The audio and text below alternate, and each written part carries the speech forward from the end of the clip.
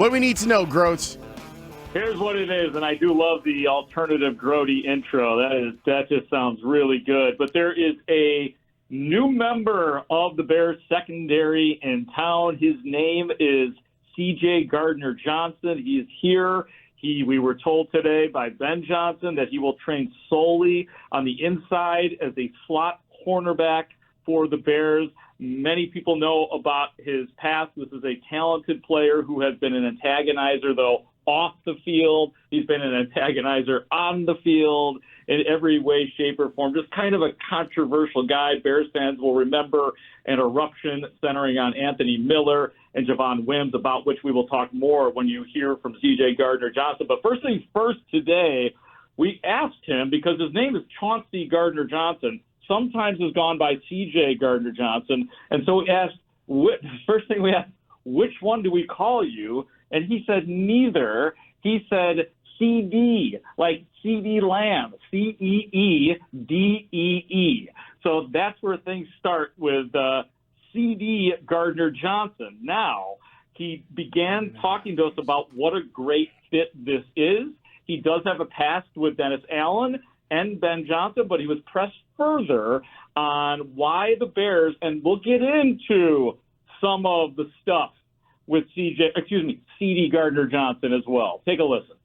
Locker room fit and a great fit between me and the coach in the front office. That was really what it's all about. Not really nothing personal. Make sure I make the right decision and come in and help the right organization. Coach D.A. gave me a chance when I was a rookie, 2019. And I played with Coach Ben in Detroit, went to the NFC Championship. So talking to them two on the phone and hearing how much they care about me, I understand as a player that they're here for me. So it's a very good spot for me. I'm just coming in at add extra fire, extra skill to the back end. I'm happy to be here. Appreciate Coach Al and D.A. Have you played for DA before? How quickly can you get up to speed to be ready to go? I'll see you Sunday. What is that history with the Bears from a few years back with Javon Wims and Anthony Miller? Has that popped through your head thinking back about those guys? No. What did you say to Anthony Miller that day? Made him mad. It was 3 years ago, 4 years ago, I don't know. 5 years. 5 years ago, I don't know. Do you look at yourself as like an instigator on the field? Are you trying to get in your opponent's head? How do you look at that? I don't think I instigate nothing on the field, but if you take it that way, I mean, just being a fiery player and ready to compete and win. How do you respond to the accusations of locker room issues in Houston, and how do you disprove them maybe while you're here? I don't got to say nothing. As long as I stay in the building, do what I need to do, I don't got to answer none of those questions. I think being in the building with a good team is going to answer itself. Man, it's so he said, I'll see you Sunday, so that part's good. But, man, he has acted out and been a problem in multiple places, and he thinks it's a good fit. That's going to be very combustible. How short is the leash, I wonder, Mark? You get a sense for how short the leash is in terms of his activities? Yeah, I mean, it's the question. Ben Johnson and the powers that be are all, no matter what they say, they are hyper aware of his history. And I think the leash will certainly be short. They know what they're getting into. You know, it's interesting because Kevin Byard, his spin was, and maybe spin's like an unfair word to use, what he said is, hey, this locker room could use a little juice. This team could use a little juice. He even actually used the words Dennis Rodman. He said, yeah, he's like, you know, you guys know how it is around here, Dennis Rodman type of guy. So I also think, Spiegel, it's so much about, like, it may not have been this player if this week wasn't Jamar Chase and T. Higgins. Like, the Bears don't want to get embarrassed this week. They're obviously not comfortable with the next man up in that slot spot. How long this is going to last, I think the Bears are kind of prepared for anything in this case. Not a player that they necessarily thought they would be adding to their roster. So I think they are comfortable, especially with this game and maybe even the next couple, having him, even if there is an opportunity cost with somebody like him. Obviously, the quarterback has been a point of discussion on everybody's show this week. What did he have to say? Yeah, I selected a couple of cuts from Caleb Williams that I thought were most interesting today, Lawrence. And one that was fascinating, I thought, just even before the day started, was the interception he threw, over which the interesting part was, and it'll be outlined in the question, that Ben Johnson and Caleb Williams had a disagreement on what could have been better during that particular INT in the last game. Here he is. The interception, you'd said after the game, bad throw, I think, right? Am I characterizing your thoughts correctly? Yeah. And Ben said bad read. Yep. Where are you at on that Wednesday? Yeah, been able to go back and watch it. At that time, obviously, right after the game, I didn't get a chance to look over the film. There was, I think it was Haugh, was opening the flat, and I think that was a good rep for me to bank. Just being able to, kind of see ahead of, where I was, throwing, and didn't see the corner fall off. I thought he was trailing DJ, I believe. I thought he was trailing DJ, and I thought I just threw a bad ball, but the corner was there. I feel that I could still fit it in there, but in that situation, just understand it. Go get Cal the ball as fast as possible, and then let him go make a great play for us, 10 maybe plus yards.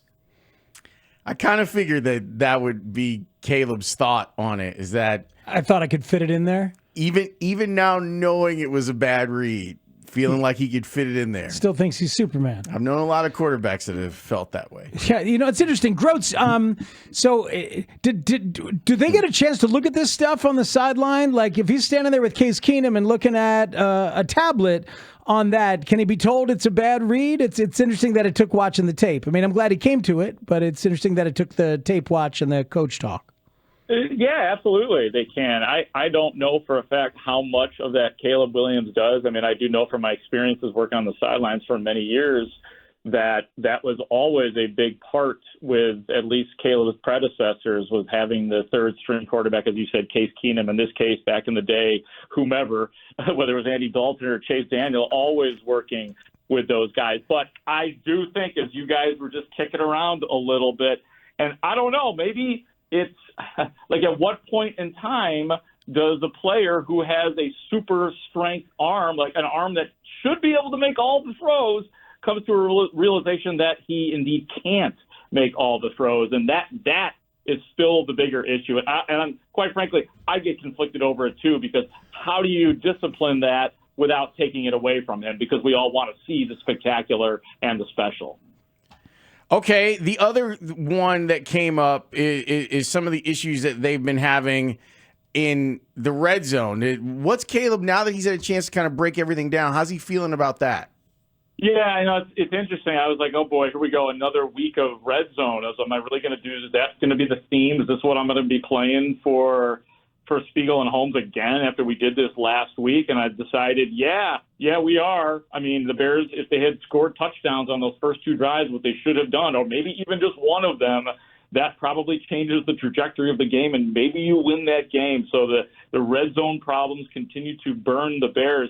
This will start a little slow with Caleb Williams. He'll sound a little bit cliche and the same things you heard, but then he starts to get a little bit more specific about what's going on in the red zone and what has gone on. It just comes down to execution. As a run game, as a pass game, and it comes down to details. Run game, staying on landmarks, hitting the holes, and finding those, even if it's not a gaping hole, getting those those dirty 4 yards, 3 yards, because that goes a long way. And then pass game is just being on the same page. And then like the one sack that I had down there, in the beginning of the game, it's just being able to either dirt it or find the back right there. Peeked, didn't see him, and we we're on the same page in that situation. Didn't see him, and felt 45, and I tried to go make a play for us. But just being in those situations, finding checkdowns, being on the same page, being detailed, finding execution. How much do you know? Legs? I'm sorry. Using my legs? Yeah. Yeah, that's a conscious thing that I have to keep harping on for myself, is using my legs. Obviously had that big run before half, and so just knowing how effective using my legs is, and being able to run and hurt a defense is something that I'm more conscious of, and trying to be more conscious of to be able to help this team. All right, he's got to do it. In the red zone, those legs, it's a big, big deal. Run to create, run to run, whatever. Figure it out. The red zone's where the quarterback tends to have to be the one to figure it out and make the play. Well, there was a play that we've all been kind of dissecting, Grote, and it's the throw to DJ Moore, where in real time, I said in the group chat, why did he drop down and throw that ball sidearm? Mm-hmm. And there were people kind of going back and forth on, like, well, that was the only way that he could get it there. I feel like Speaks and I have in the studio looked at that play multiple times, and there seemed to have been a couple of windows where he didn't have to do it that way, Grote. Yeah, I agree with that part completely. And Ben Johnson is going to serve up a little bit. I think you're going to hear mostly Caleb blame, but a little bit to DJ Moore. And here's exactly what Ben Johnson had to say about that. What did you end up deciding there on maybe what should have happened for them to connect? And also, on top of that, just how do you feel right now about the chemistry between Caleb and DJ? Is it where you want it to be? I think for all of our players to go on the second half of that question, that's always a work in progress. That's why a week of work is so important for us. I think the passing game, it's a continual evolution. You get new routes in each week, maybe some that you haven't thrown since early in the season or training camp, and so you got to make sure you stay on it so that you know where everyone's going to be, and you build that trust and rapport with each other. And so, for that particular play, he's running the back line. He does have the ability to shut it down in an open window. It's a unique look where there happens to be a second level defender in the area that he shut it down. Do I wish he would have stayed on the move? Sure, but I also know at this level that's open, and we have two really good players right there, and we can find a way to hook up. Fascinating. It reads a little more like full blame on Caleb. It sounds a little bit more like trying to split the baby a little bit. I still hear him say that's open, and you got to find a way to get him the ball. Yeah, I feel like that is him doing some PR, because I think he knows that DJ probably had it right, and he's explaining like, yeah, well, there's an extra defender there because we're in goal line, and he's running the back line. I feel like it's him. I don't know if it's necessarily splitting the baby, but I do think that he's trying to make sure that he's being careful. Yeah, he's being very careful with it. He's being careful, but I think he does ultimately put it on the quarterback. How about you, Grote? What'd you think? Yeah, I mean, I agree. I mean, I thought it was like maybe more than 3/4 blame on the quarterback. Even the part with DJ Moore, it's like, well, he could move around a little. He doesn't have to, though. He can fit right there, but he could. I mean, if he wanted to, he can move. So it's almost like Ben Johnson is going out of his way to try to come up with some blame, just a little piece of blame pie that doesn't go for Caleb Williams. Yeah, I mean, the job of the quarterback is to see the guy open and then throw him the ball. And especially on a play like that, he wasn't under pressure. There are a number of ways. You could just wait a split second more and get that guy to move with your eyes, or take a step, or jump, or do whatever you got to do and find a way to get the ball to the guy who's standing there wide open. That's the gig. Yep. Yeah, and there's always a way a wide receiver can make life easier, and I think that's what Ben Johnson was pointing out. But yeah, mostly it's on the quarterback. Guys, usually I don't play a lot of Ben Johnson in the name of talking about the defense, just because he is, obviously Dennis Allen is the authority there. But I thought Ben Johnson's answer about the Bears' lack of quarterback sacks this year, they have 14 through 7 games, was interesting in the way and sort of the pained way he answered it. Take a listen to Ben Johnson here. When you look at you guys' pass rush, what isn't happening? What isn't firing right in that? Yeah, there's. I mean, that's a deep question. We've got to capitalize on the opportunities when guys get one-on-one. On a tackle or on a guard, and that's really what it comes down to. If it's a play action, then we got to transition to rushers fast. Last week in particular, we didn't build a lead on that team. We allowed them to keep the running game going. We had a strong emphasis going into the game of stopping that running game, and so as that game went on, they were able to live in that movement and play action world, which makes the pass rush a lot more challenging, all in all. And so I do think when you look at our third down numbers, I do think that's indicative of how our pass rush, maybe not from a sack perspective, but from a pressure perspective, has been able to influence the quarterback and affect him. Not everyone agrees with this statement, but the hits and the pressures are equally important to me as the sacks are. And so I would love to be leading the league in sacks right now, but affecting the quarterback is really important for us. And when I look at those true drop back situations, that's what I'm looking at more than anything, is how much are we affecting the quarterback. Wow. Yeah, man, you guys got him going and thinking. That's a deep question. Guys have to win one-on-one when they get a chance to be one-on-one. That's what I'm left with, and I'm going to watch as much as I can to see how often Montez or Dio are one-on-one and not winning. And the Bears, guys, I was looking at some numbers. The Bears have what are called 42 quarterback pressures, which is hurries plus knockdowns plus sack plays. The Bears have 42. Colts and Broncos high end 94. Carolina low end 36. So the Bears are in that category that Ben Johnson was just speaking about. They are average, below average in that. So they're not really getting there. Do we have time for one more cut, guys? We sure do. We do. Okay, very good. I haven't talked to Cole Kmet in a little while. And it looks like he was back out there, limited, missing his first game in 50, which was crazy, and he kind of lamented that. But I brought up to him, and I've been thinking about this, how when Cole Kmet first came to the Bears and Jimmy Graham was ahead of him, we were all like, where's Cole Kmet? More Cole Kmet. And Matt Nagy was even saying, yeah, that's on me more. You got to have him. Ben Johnson on Colston Loveland kind of said the same thing earlier. It's on me. I got to get him more. So I brought that up with Cole Kmet to see what he would say about that. Story of the tight end in general. Yeah. Do you talk with him about that, and what are you seeing? Well, I'm very impressed by Colston. His work ethic is awesome and reminds me a lot of myself when I first came in the league, and his demeanor at practice etiquette is off the charts, and his IQ for the game, you just keep seeing it climb and climb, and then obviously his talent and athletic ability. I mean, the reason why you would take a guy like him at 10 overall.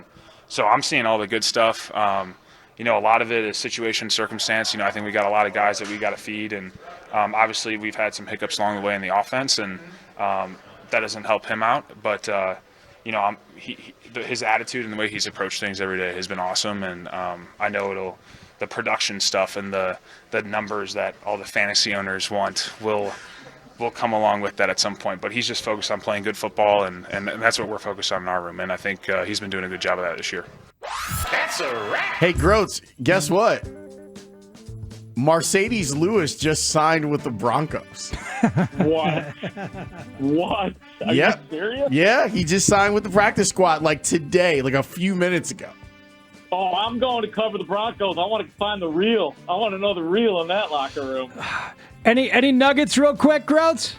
Yeah, I got a few for you. Update on Kyler Gordon. Ben Johnson said he's, quote, hopeful the injury of the short-term variety, hoping to get him back in, quote, 4 weeks or so. So that's the update there. The Bengals, by the way, guys, while we're talking about the Bears' struggles in red zone offense, the Bengals are ranked 30th in red zone defense. And today was the day.